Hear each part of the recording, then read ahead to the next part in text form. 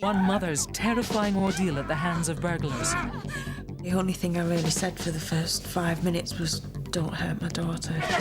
Tonight, detectives need your help to find those responsible, to stop them from striking again.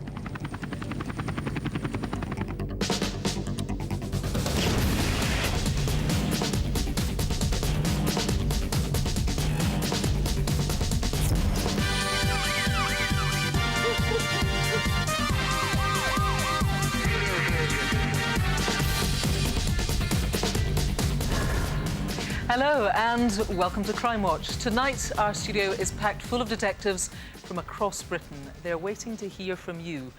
And it's thanks to you that we've had some fantastic results last month. Half of our most wanted faces are now in custody, and we've had 2 arrests from our reconstructions. Your calls make a difference. They do help solve major crimes. So can you help find the killer of this human rights campaigner? He looked asleep, but you knew that if you tried to rouse him or whatever, you knew that there was nothing you could do. That was it. And Rav, who do you want putting away tonight? Well, you did such a great job last month. Let's see how you get on with tonight's bunch. Plus, do you know these 2 cowboys who broke into newsagents? And Matthew, what have you got for us? Well, this woman, Dina Thompson, spent 20 years manipulating men by spinning a web of lies before finally going in for the kill. He was very depressed. Bad stomach upset. He was having problems at work. He had a very hot curry. He changed had aspirin. I think he was taking antidepressants. Detectives finally put Dina behind bars. I've got the inside story of how police caught the Black Widow. But first tonight, we need your help with what I have to tell you really is a very vicious robbery. It happened in the small Cumbrian village of Langworthby to a young family just about to celebrate Christmas. Please do watch closely. These thugs need to be caught tonight. There isn't a day goes by where you don't think of it. Well, I found now, love. Because it's memories as well. Just dread, just that pure dread.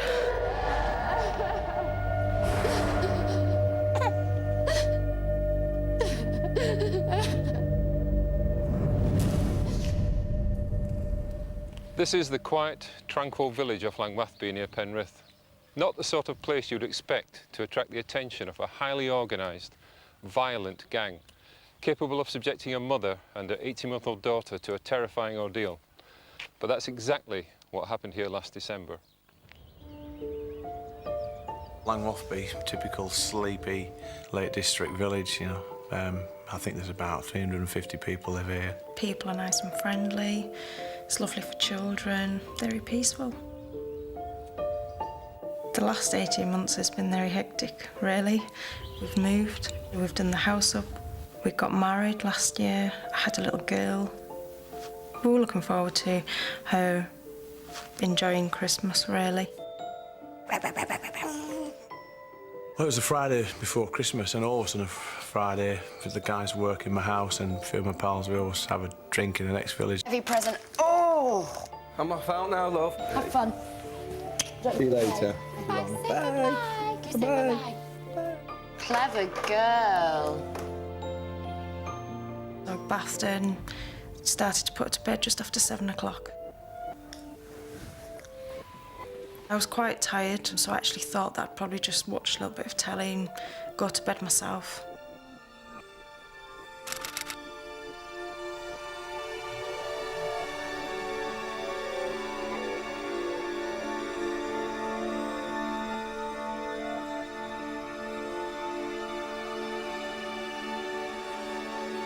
Went to check on my daughter.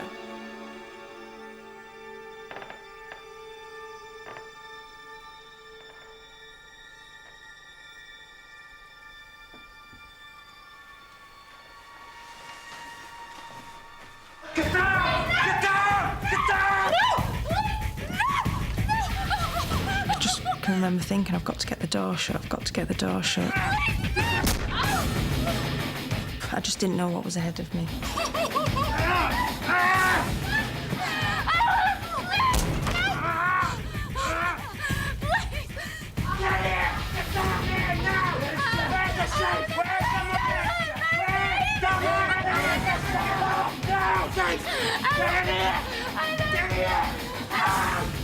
The only thing I really said for the first 5 minutes was, don't hurt my daughter, don't hurt my daughter. My baby! You can do anything you have to me, but don't hurt my daughter. Please, please, please, please don't. Where's the rest of the watchers?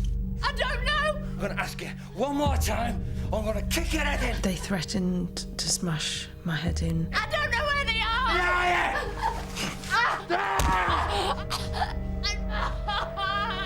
I just thought, I've got no chance. I can't do any more. And I saw the door open onto the landing, and I just thought that I had nothing to lose.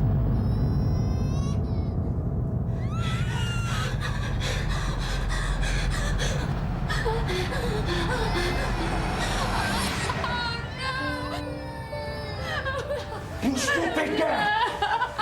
Yeah, you stupid girl! It's okay.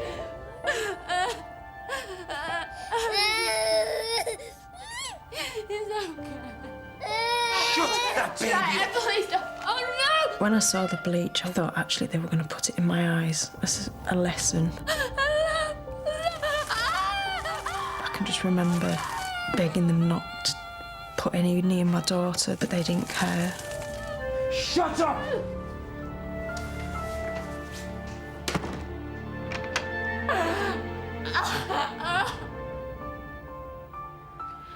In just 20 minutes, Lindsay had been tied up, punched, kicked, and had her arm broken in a sustained and vicious assault. But this wasn't a random attack. We believe the gang had been watching them for some time. At 4:30, when we were going to pop up to the pub, and I saw a black pickup truck. So I didn't think too much of it at first, but I'd had a shower and I came out and it was still sat there. And then all of a sudden the pickup truck moved off, and it must have been there at least 15 minutes. Didn't think too much about it, you know. There's lots of nosy people in any village.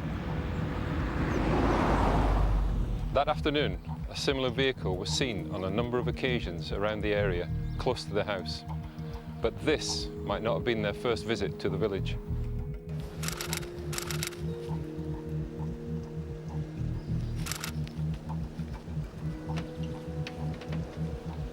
Oh, hello. Can I help you at all? We're looking for Paul Baird. He's supposed to have a workshop here at 7. 7? It's 7:30 now, but you should be able to find him down there. He just lives down there. All right, thanks, mate. OK. Right. OK. We are looking for a ruthless criminal gang who are not afraid to use extreme violence against defenceless victims. We know they've done it before and that they'll do it again. But next time, who knows how far they'll go. It might have just been a 20-minute job for them, but obviously it's affected the rest of your life. I'm quite scared. I don't really like my own company anymore.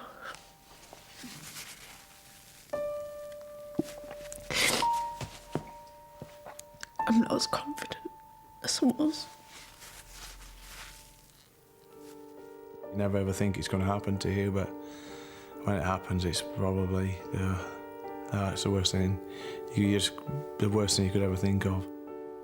To think that there's people out there that can do these sorts of things to anyone's disgusting, but to put a child through it, I just really think that they're just vicious, horrible people.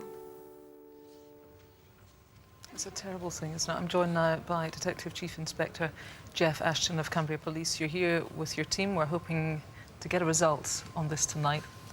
This was horrific for Lindsay, and of course, as any mum will know, made intensely a lot worse by the fact that she was trying to protect Lexi. Absolutely, Kirsty. This was a terrifying ordeal for her, carried out by a ruthless armed gang.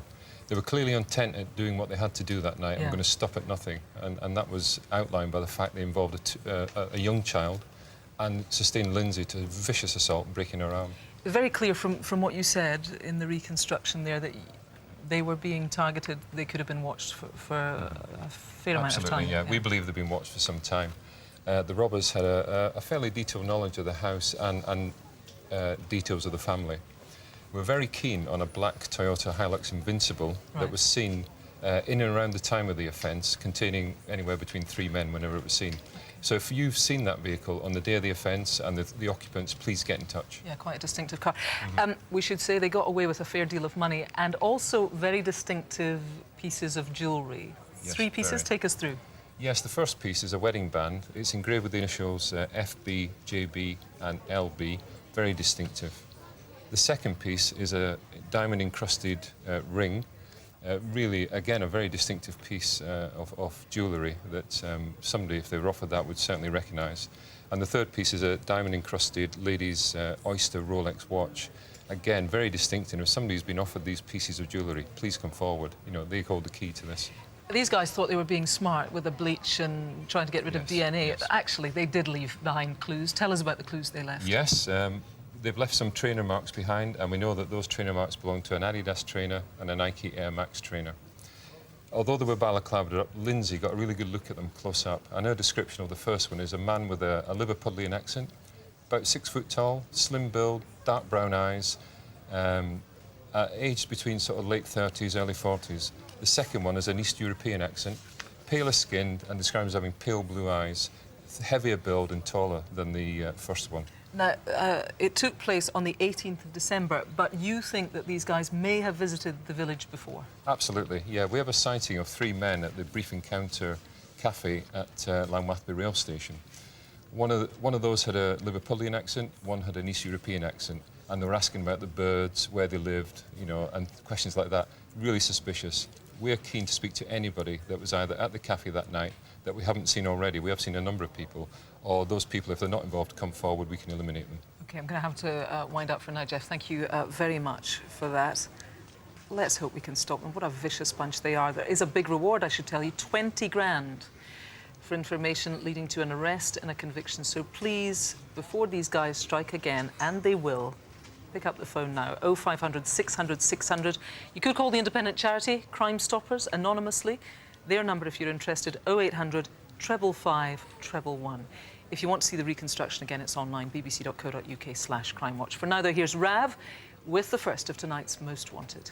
Right, we had a fantastic response to last month's Most Wanted, and as a direct result of your calls, half have now been arrested, like this bloke, Li Zhang. He was wanted for people trafficking, running brothels and money laundering. And thanks to you, Zhang was tracked down to a house in South London and is now behind bars, serving a 4-year sentence. So let's do just as well with tonight's bunch. And first up, we've got this guy, Fidar Utmanzai, and he needs to be found fast after escaping last month from a psychiatric hospital in Edmonton, North London, where he'd been detained indefinitely for manslaughter. 20-year-old Utmanzai was last spotted on CCTV on Wandsworth High Street. He speaks very little English and is extremely dangerous, so if you see him, steer clear and just call police immediately. Number 2 here is Amrullah Hafizi, and he's wanted for the violent rape of a young woman in Liverpool last summer. Hafizi says he's 19, but could be older. Don't worry though, he's easy to spot as he's missing a toe on his left foot. Next here is Raymond Fitzgerald, and he's wanted for fleecing hundreds of people for fake concert tickets, pocketing over £250,000. Fitzgerald also uses the names Hyde and Harris and has strong links to Hastings in Sussex. And my number 4 here is Robert Moore, and the list of things police want to speak to him about is pretty long and includes attempted murder, robbery and a stabbing. Moore's 24 years old and has links to Merseyside. So, do you know where Moore or any of the others are hiding tonight? Pick up the phone now if you do.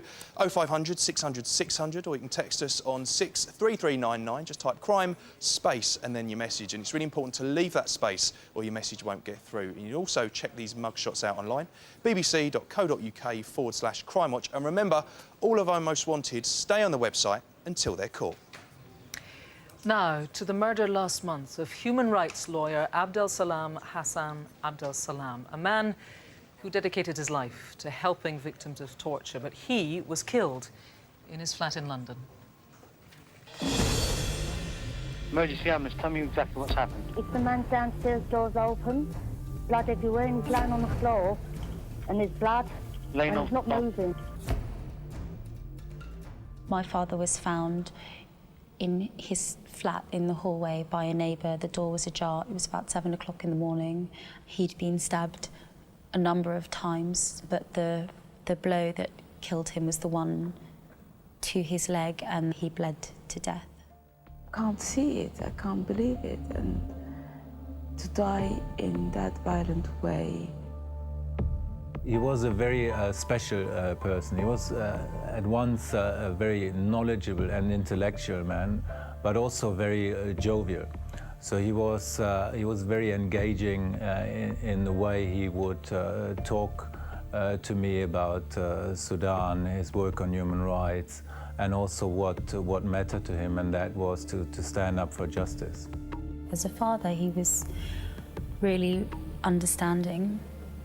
He was really calm, he was quite sensitive, and just really loving. Why someone can do such a thing for someone who is so peaceful, who is so dedicated to fight for the right of people who are vulnerable, who are unfairly treated. It was a complete shock to me. I couldn't believe it, so I started calling other people just to find out more whether it was true or not. And it took a long time for this reality to sink in. Before I saw his body, I was hanging on to the hope that it wasn't him, it was someone else. And he looked asleep, but what was really sad about it was that you knew that it didn't matter if you tried, if you had been in there with him, if you tried to rouse him or whatever, you knew that there was nothing you could do. That was it. Sometimes I'm thinking, if I knew who did it, I would just say one thing to him, that you just killed someone who have been fighting against what you did all his life. Well, joining me now is Detective Inspector Graham Gwynn from the Metropolitan Police. Thanks for joining us, Graham. Let's start with the facts. Tell us what you know for certain. All we know for certain is that Abdul Salam was found at his home address in Boone Street in Lewisham on the morning of Saturday, the 13th of March this year. That was about 7:10 in the morning. He'd received a number of stab wounds to his body, to his head, to his torso, and the fatal wound was to his lower leg, where he died that day. We know that the previous evening he made phone calls to some friends, so we know between Friday the 12th and on Saturday the 13th he died. And who is it that you're appealing to tonight, then? People that you're specifically talking to here? We're looking at a general appeal for witnesses to come forward. We do know that Abdul Salam did have injuries to his hands. He had cuts to his hands, which indicates he did defend himself. And so there was some sort of struggle. So we want to speak to anyone who saw or heard anything or heard that struggle. We also want to speak to anyone who saw Abdul Salam or spoke to Abdul Salam on that Friday the 12th of March and asked them to come forward with information. And what about a motive here? Because as we know, as we heard from his friends and family, this was a guy who dedicated his life to doing the right thing, to seeking justice on behalf of other people. Why would anyone want to murder him? As you say, there is no clear, obvious motive. We are keeping an open, investigative mind with regards to why it's happened. But what we do know is there was no property taken from the premises. And also, it is clear to us that, as you say, he was a well-respected, well-liked person who spent his life helping people. So we would encourage people now to come forward and give us some information. His former wife and his daughter there, we saw them, I mean, very as composed as they could be and incredibly dignified, but definitely entirely devastated by what's happened. Yes, as you say, and as anyone watching that film would see, that they are completely devastated by what's happened. He has a number of friends and colleagues who are also devastated by what happened. And of course, the people he helped throughout his life, he is no longer there to help them. So we would encourage people to please come forward and help us now. Graham, briefly, there is a reward being offered here? Yes, there is. The Metropolitan Police are offering a £20,000 reward for anyone with any information to come and help us to try and catch the killers who killed Abdul Salam. Indeed. Thanks very much for joining us. If you've got any information, no matter how minor it might seem to you, it could just be crucial. Call us right now. 0500 600 600. For now, though, it's over to Rav to see who's been caught on camera. First, remember this. It's CCTV of a young man being assaulted in London. The victim is smacked so hard he nearly falls under the wheels of this bus before being repeatedly punched and kicked as he lies helplessly on the pavement. Well, as a direct result of your calls, these two were identified as the attackers. They're James Byrne and Alex Dallender. They both pleaded guilty to ABH, which is actual bodily harm, and they've been sentenced and ordered to pay the victim compensation. So great stuff. Let's make sure we do just as well tonight. We're in Greenfield, North Wales, back in January. Hello, what's going on here? A couple of lads have broken into this newsagent's and are smashing their way into the cigarette cabinets. It's a bit late for that. We've already seen your ugly mug. They get to work clearing the shelves of thousands of pounds worth of goods. Cheers, mate. Now we can see you even better. They thought it was the perfect crime after disabling the CCTV. Only luckily for us, they didn't. Know them, shop them. This man is on the lookout for a victim in Chelsea, West London, last May. After a quick recce, he waits with an accomplice in this stolen Peugeot. They spot a young family across the road, cover up and pounce. They try to nick the ring off this woman's finger, dragging her to the ground. It's only when her husband bravely intervenes that they give up and make their escape. This was a premeditated, violent robbery in broad daylight. They didn't get their hands on anything this time. Don't give them a second chance. Who are they? Think back to last December. It's 10 in the morning at this bank in Bradford. And this bloke wants to get his hands on someone else's money. He boldly approaches the counter and holds up a suspicious-looking blue package. Then he tells staff it's a bomb. He demands cash, but luckily, a quick-thinking member of staff raises the alarm and our brazen bomber flees empty-handed. Time for us to blow his cover. Name, please. We're outside Club Afrique in Canning Town, East London, in January. A fight has kicked off and things are about to turn very nasty. This lad wants revenge and will stop at nothing. He runs off, but soon returns. He's changed his clothes, and this time, he's armed. He goes up to this man in the light-coloured jacket, pulls out a gun, and opens fire.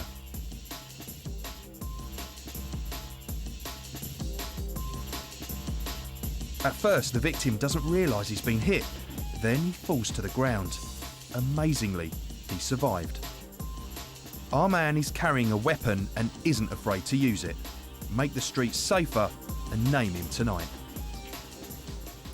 If you know any of them, let us know. Call us right now on 0500 600 600, or you can text us on 63399. Just type crime, space, and then your message. And if you need a second look, go online, bbc.co.uk/Crimewatch. In just a moment, the elderly woman murdered in her North Wales home. Was it a burglary that went wrong?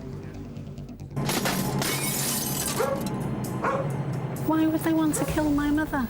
She'd done nothing to anybody. Why would anybody want to kill her? And can you identify the men in this car who smashed into a shop in Bradford and stole £100,000 worth of gold jewellery? Now, 16 years ago, a widow in North Wales, Doreen Morris, was murdered in her home. It looked like a bungled burglary. No one has ever been caught. Her family needs to know what happened.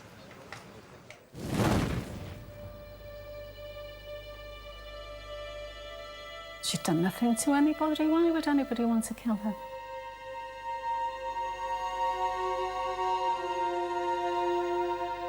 It was beyond belief that somebody had killed my mother. There's a gap there. She's not there. Oh, my mother really had the most dreadful start to her life. She was so neglected as a child. The authorities took her away from her mother.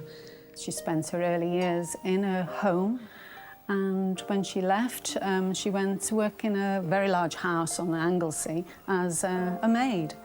And that's where she met my dad. My dad was delivering eggs there.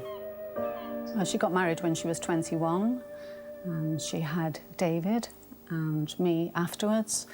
and then Audrey, and Andrew is the youngest. My mum and dad owned a 50-acre dairy farm, which they both worked on very hard. My father died in 1990. He had emphysema, diagnosed as farmer's lung. Mum was devastated, totally devastated. Her best friend had gone, and she had looked after him for a long time. But she continued with her garden, took her dogs for a walk. She used to say she used to feel like the Queen when she used to walk her corgis. She loved walking the corgis.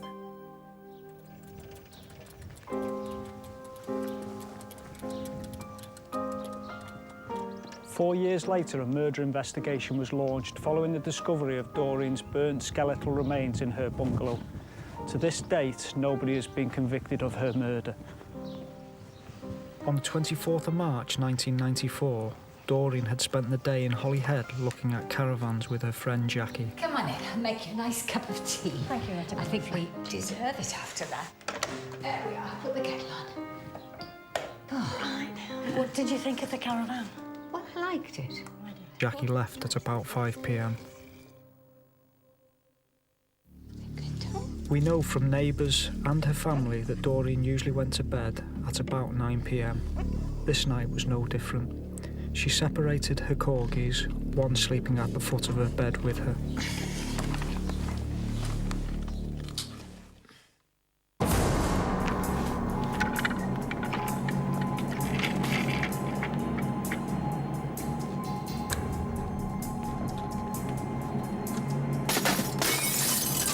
At about midnight, Doreen's neighbour heard one of the corgis barking.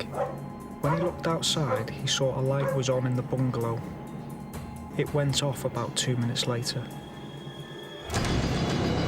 Who are you? Who are you? Shut up! What do you Shut up! Get out! Get out! Get out of my house! You're not going to take my house! What do you think you're doing? Get out! What do you think you're doing? You're not going to do it! Due to the amount of blood found inside the bungalow, I believe that Doreen was subjected to a very violent assault. After killing Doreen, those responsible then set fire to her house, possibly in an attempt to destroy any forensic evidence.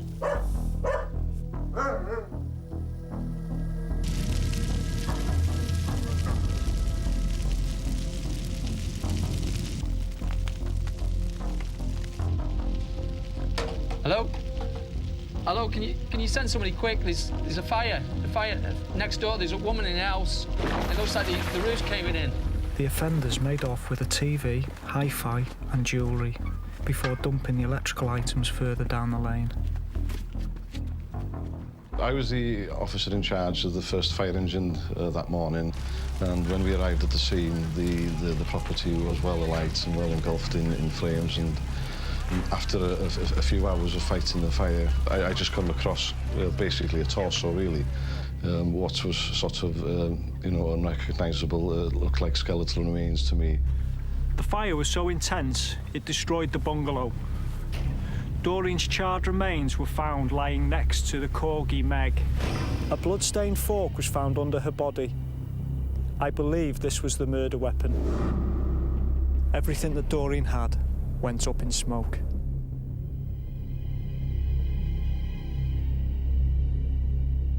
So was this a burglary that went wrong? By cutting the phone lines, they ensured that Doreen was unable to call for help. Did she recognise the intruders? Shut up! Get out! Is that why they left her for dead and destroyed her bungalow and all that was in it? There are people in Holyhead who continue to keep this dark secret. Now is the time to come forward and finally bring justice and closure for Doreen and her family. They murdered her violently, set a house on fire, and they're now getting on with their lives. And they have no rights to that, while we live with that knowledge every single day. My parents were hard-working people. They believed in fair play, chwarae teg. That's what we want here. Fair play for my mother, justice for my mother. That's why it matters. It matters. DCI Hansen is with me now. John, we heard there from Audrey and Helen. I mean, for the family, so horrific that their mother, who was so dear to them, ended her life in this way. Yes, Kirsty, it's absolutely deplorable. It's bad enough being burgled, but for those responsible, why did they feel the need to kill her? And when Doreen's body was discovered amongst the remains of the bungalow, she was burnt beyond physical recognition, and she was only later identified through dental records. Do you think that she was targeted? Well, you will see from the aerial photograph that Doreen's bungalow was at a fairly remote location in Holyhead, and it's not the sort of place that you would stumble across in the middle of the night, so it's something that we can't rule out. And of course, it wasn't just Mrs. Morris, it wasn't just Doreen that died in this attack.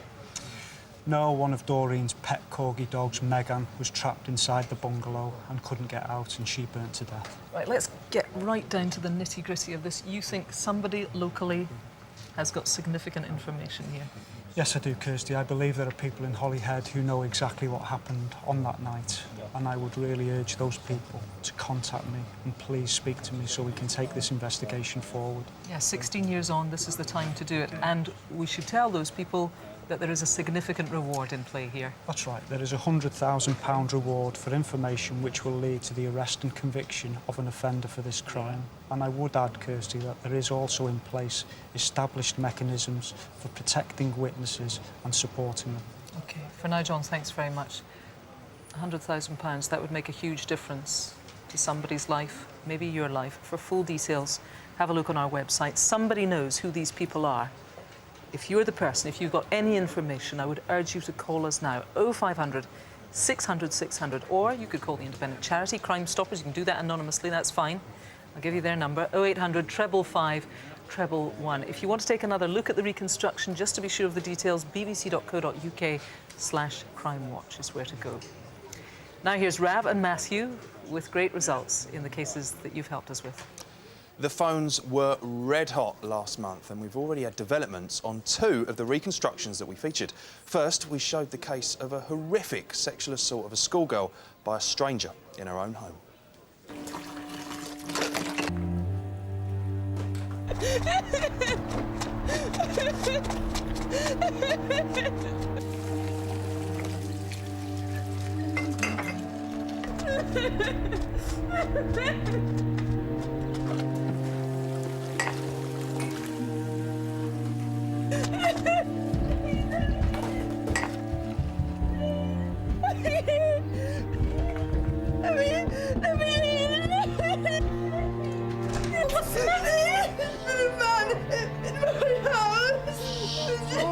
Okay, tell me in a minute, it's all right.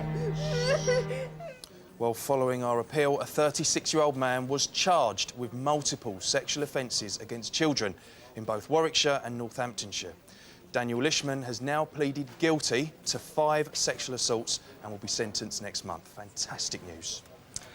Well, we were also joined by Dutch police who, along with the Metropolitan Police, were appealing for information on the brutal murders of 2 young women whose remains were dumped in city centre canals.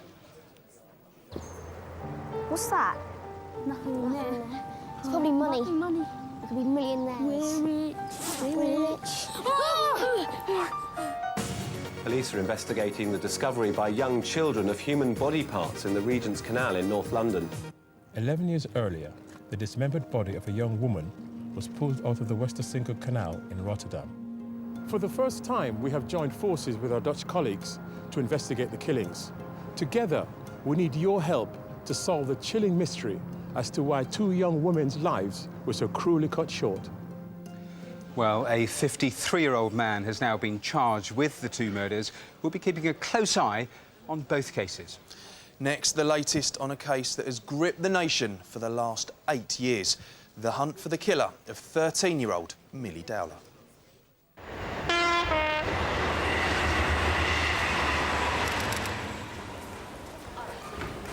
Well, that's better.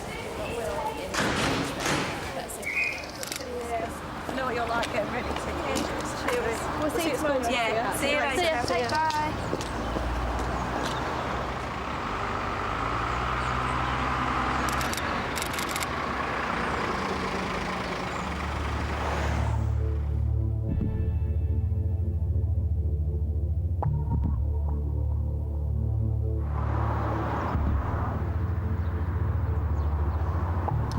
6 months after she vanished, Millie's remains were discovered in woodland in Hampshire, 30 miles away from where she was last seen. Well, earlier this month, detectives charged 41-year-old Levi Belfield with Millie's abduction and the murder and the attempted kidnap of 12-year-old Rachel Cowles in the same year. We'll keep you updated. Finally, 4 years ago, we showed you this CCTV of a 50-year-old businessman, Charlie Butler, being fatally shot outside his own home. The gunman opens fire, shooting Charlie in the neck. He spent 8 months in a coma and then died.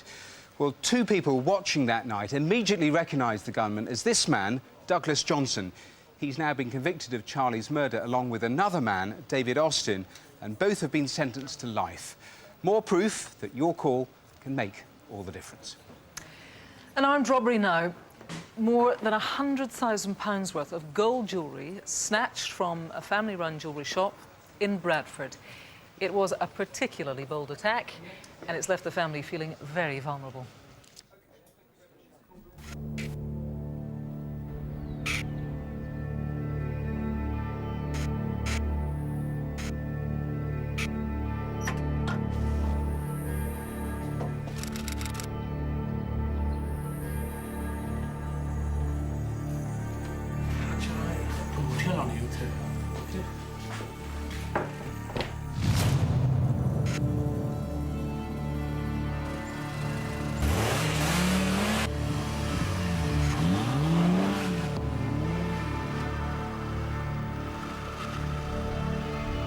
Right, guys, let's do this. 2 minutes, in and out.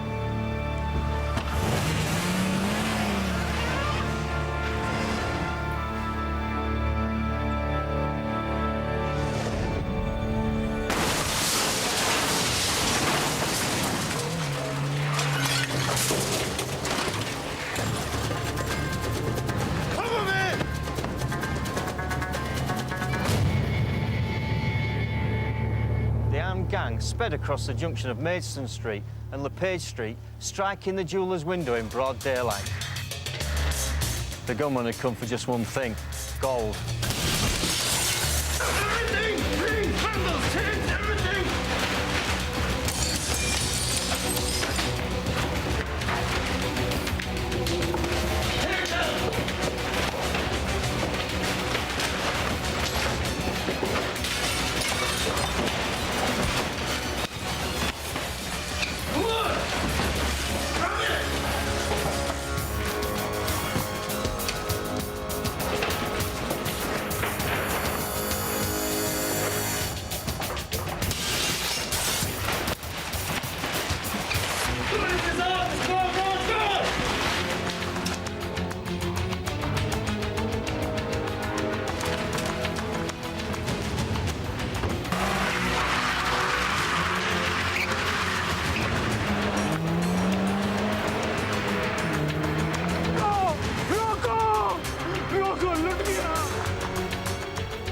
In just 2 minutes, the gang had stolen over £100,000 worth of gold and made off in the Golf GTI.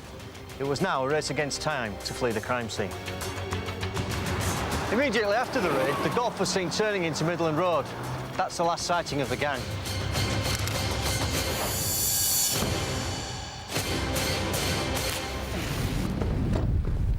Within 20 minutes, they'd dumped the vehicle just a few miles from the jewellers.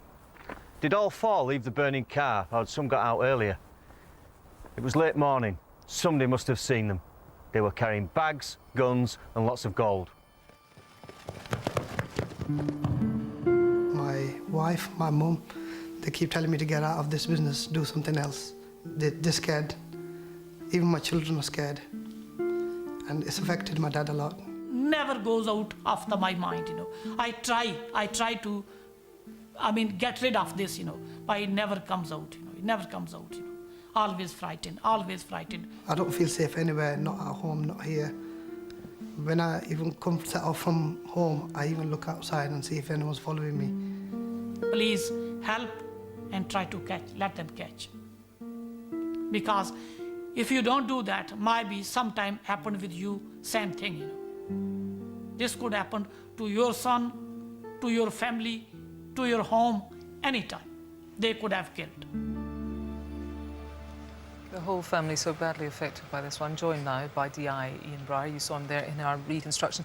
You're now certain, Ian, you and your team, that it could be up to £150,000 worth of jewellery that's been stolen here. And you're also pretty certain that people in the wider community are going to know about this. Yes, this raid was well planned and well executed. I believe that this gang have been watching the jeweller's shop over the days or weeks prior to the robbery taking place. Did anybody see anything suspicious during that time? We know you've got great CCTV because we used it there in the reconstruction. And in the CCTV, they left some clues, these guys. They did. One of the robbers is wearing a black hooded top with a distinctive white motif on the front. Does anybody know anybody who has a jumper like that? You're also trying to track down these bags here. There were laundry bags that were used. Quite new, these laundry bags. Yes, we do know from the CCTV that the robbers used laundry bags identical to this one to take the jewellery away from the scene. We know that these bags can be bought locally. Did somebody buy a quantity of these bags either days before or even on the morning of the robbery itself? Let's talk about the number plates on the getaway car. You don't have those. You need to track those down. I do. We do know that the black Golf GTI was stolen in a burglary a month prior to the robbery. Right. And I do know that shortly after it being stolen, number plates were changed. And the number plates that the car was then showing, or now showing, was MJ55YBT. I do know that when that car was left at Bullroyd Avenue and set on fire, the number plates were removed. I need to know where those number plates are. That could be crucial, that one. There's a reward? There is. The family are clearly distressed about this robbery and have put forward a £5,000 reward for anybody who was convicted of this robbery. OK, thanks very much, Ian. If you've got any information, do phone us right now, 0500 600 600, or if you want to call the independent charity Crime Stoppers anonymously, do that. I'll give you their number. Here it is, 0800 555 111. So we're to Rav now and our second lot of most wanted faces. Right, my number 5 here is a sex offender, Dean Barnes. He's wanted for failing to comply with the conditions of his release after doing a runner 2 years ago. He has links to Merseyside, Lancashire and London and has previously worked as a market trader. 6 here is Adrian Punau, wanted for the attempted murder of a man last September. The victim was at home with his heavily pregnant wife and teenage daughter when they were shot at. They were lucky to escape. Punau has connections to Sheffield, Nottingham and Manchester. But he is violent, so keep away if you see him and just call police immediately. Next here is Stephen Devalder, wanted for a violent robbery in Colne, Lancashire. He was charged but failed to attend court and hasn't been seen since. Devalder's originally from Manchester and also has links to Spain.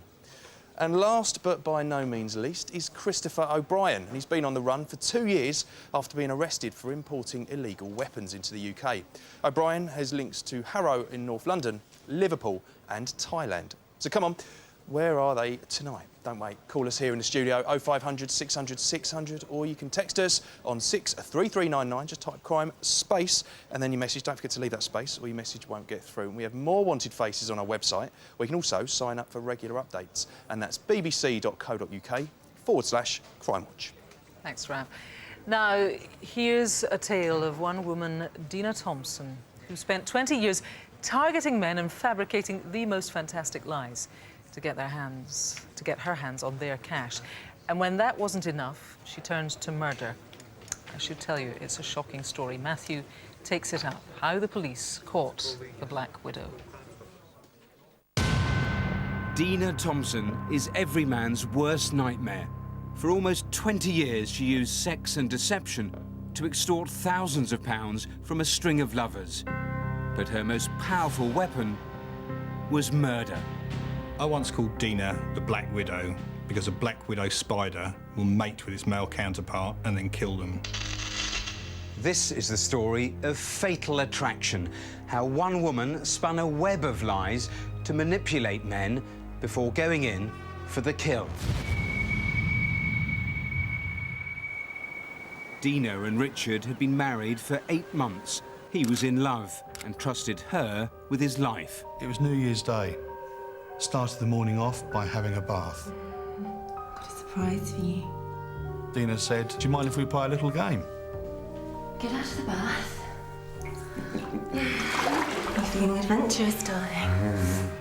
She tied my hands behind my back. She put some tape around my ankles.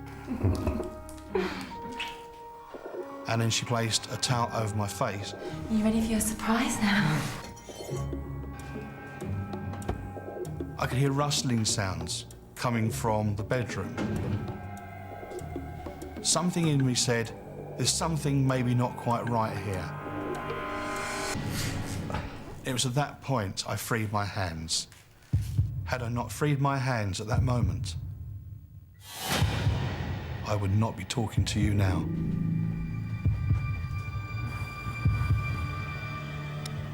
The next thing I knew was the most searing pain I can ever remember.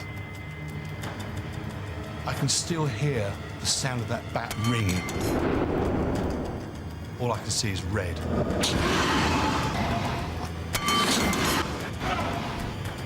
The will to survive really does kick in.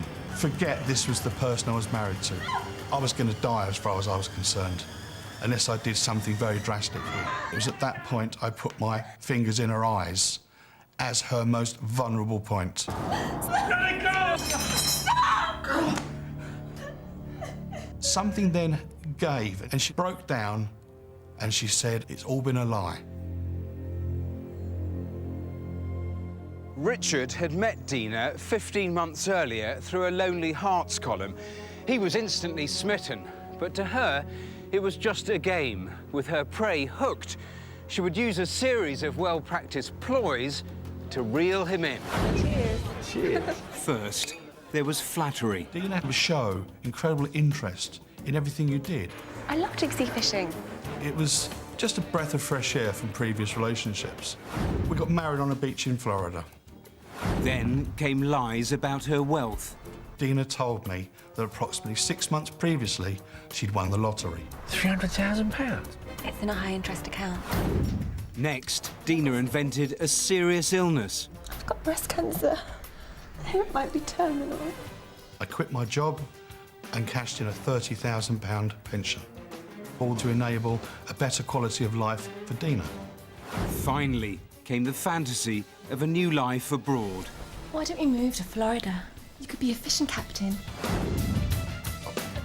Her skill was homing in on people's hopes and ambitions. And those hopes and ambitions can make you a bit blind to what's actually happening. Immediately after the attack, Dina packed her bags and left. That night, Richard, too stunned to tell anyone, lay silent. But the next day would reveal the extraordinary extent of her lies when an estate agent knocked at the door. Hi, can I speak with Mrs. Thompson? Why, what do you want? Oh, I'm here to sell the house. I'm an estate agent. I was told you're in Florida. I'm sorry, I think you made a mistake. I suddenly realised what Dina's plans were. To kill me, sell the house. No one was going to be looking for me because everyone thought I was going to be in Florida. And then she could live happily ever after on the proceeds of the sale of the house. It was at that point I decided to call the police. For some local officers, there were unnerving similarities between the attack on Richard and a previous case they'd come across. I thought this can't be happening again. It really rang alarm bells in my head and everybody else's that was involved in it. 6 years earlier, a man by the name of Julian Webb was found dead at his home in suspicious circumstances. It was the day after his 31st birthday. Julian's wife said he'd been depressed for days before taking a lethal dose of antidepressants. But the grieving widow was Dina Thompson. Julian was an advertising rep for a local newspaper. He was, by all accounts, from so many different people, a lovely, lovely person. Mrs. Webb never accepted her son died in the way that Dina said, and she quickly convinced me that I owed it to her and to her son to re-examine how Julian died. There is absolutely no way that he would have taken his own life. He was such an even sort of character, and he loved life. What had just happened to Richard made Julian's suicide look even more suspicious. At the time of his death, the coroner recorded an open verdict, but it was possible the truth was far more sinister. I suddenly thought that I was dealing with a serial killer. I decided to deal with the attempted murder of Richard Thompson, get that before a court, and then reinvestigate the death of Julian Webb. Police looked back at all the men Dina had relationships with. Need to know if you know this woman. Yeah, I do. In that case, we need to ask you a few questions about her. They were staggered by what they discovered. Once she had these men hooked, she would persuade them to let her open their mail. She would start dealing with their bank accounts, and she stole credit cards and used them without them knowing. Oh yes, I'd like to book a flight to Miami. I'm paying by credit card. When Dina was arrested, she admitted conning money from men, but denied trying to kill Richard, claiming it was self-defense. The jury believed her story, and she was acquitted. The Black Widow had got away with it. For now. I was devastated. I was made to feel like I was the criminal. Determined to reinvestigate Julian's suspicious death, police searched for clues and even exhumed his body. Dina had always claimed that Julian overdosed on her own antidepressants, Daheley. Tests confirmed it was the drug that killed him, but this created a new mystery. Daheley tastes very bitter, so you have to mask it, otherwise the person will know they're eating it. And we didn't know how that happened. Dina was questioned again, but gave away nothing. With little to go on, police knew they'd have to rely on circumstantial evidence. We went through her old statements with a fine-tooth comb to find the discrepancies and show how she had lied and lied and lied. Then, a crucial lead emerged, an American friend of Julian's living in Florida. When police tracked him down, his testimony was the turning point that transformed the entire investigation. Well, she called me and told me he went fishing that day. It was his birthday. It was out in the hot sun. Yes, we think it was just too much of his heart. Drinking and took some seasickness pills, took some aspirin for his headache. Then, when she got home, she fixed him a curry. Yes, and he had a heart attack and died. She said a hot curry. I suddenly realised I had the missing piece to my jigsaw. She'd hidden the taste of the Daheley in a curry. Police now knew how Dina had killed Julian, but not why. When they re-interviewed his neighbour, they discovered the couple had been arguing over money the day he died. Yes, it's just gone. Dina had spent every last penny. As soon as Julian found out that all of their money had gone, he had to die. For Dina, it was all about the cash. By mixing a toxic cocktail of drugs into a hot vindaloo curry, his death would look like suicide, and she'd inherit everything.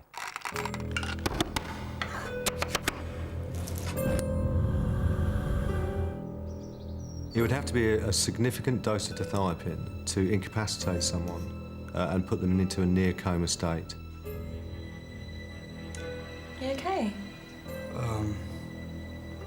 I feel really strange. Oh dear.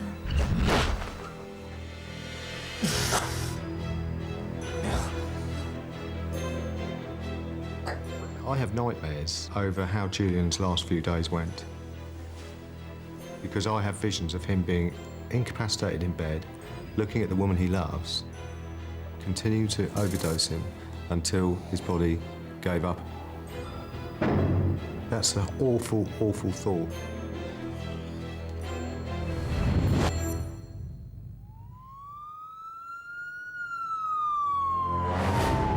Within 24 hours of Julian's unexpected death, Dina was at his employers asking about how to reclaim a pension and was on the phone to the mortgage company trying to redeem the mortgage.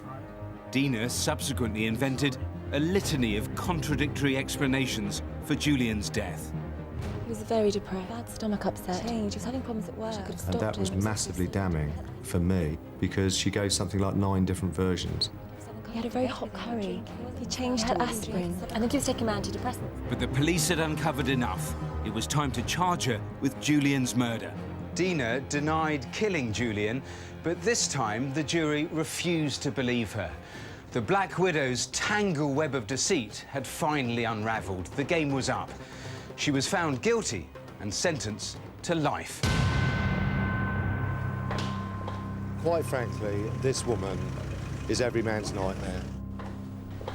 For the last decade, she has targeted men financially, sexually and physically. And I, for one, am very glad that she's behind bars.